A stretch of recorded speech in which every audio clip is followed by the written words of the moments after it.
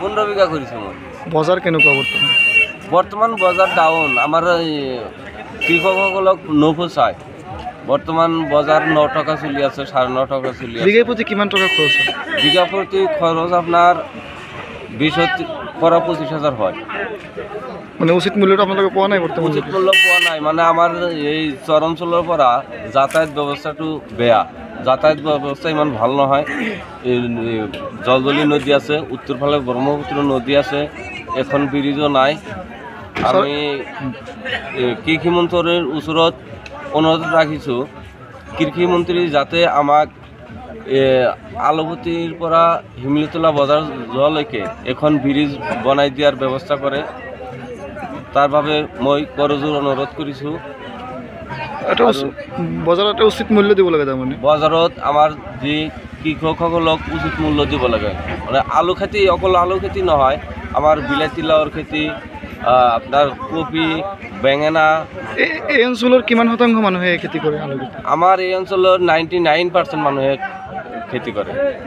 আলু খেতি কিমান শতাংশ কৰে? আলু খেতি 70%। ক'ৰ পৰা এইবিলাক আহে? এই অঞ্চলসমূহৰ নাম কি?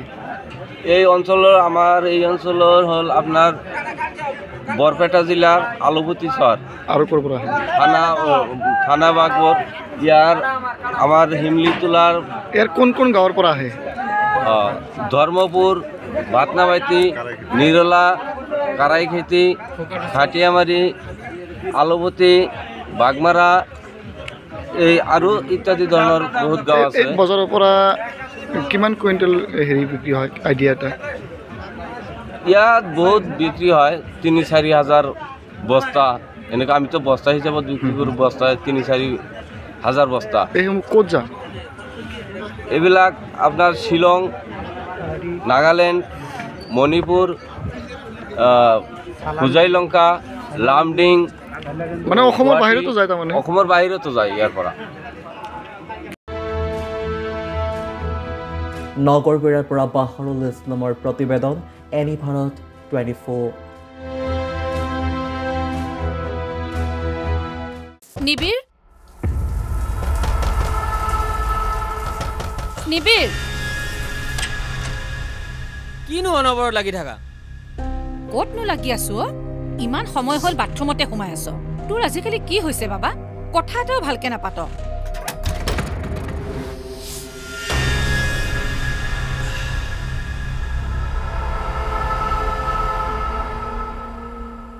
নিচাসক্ত ব্যক্তিক নিচামুক্ত কৰাৰ বাবে যোগাযোগ কৰক। ৰাষ্ট্ৰীয় টোল ফ্ৰী নম্বৰ 1800-1100-31। জিলা প্ৰশাসন আৰু জিলা সমাজ কল্যাণ বিভাগ, কামৰূপ মহানগৰ, অসম চৰকাৰৰ দ্বাৰা জনহিতাৰ্থে প্ৰচাৰিত।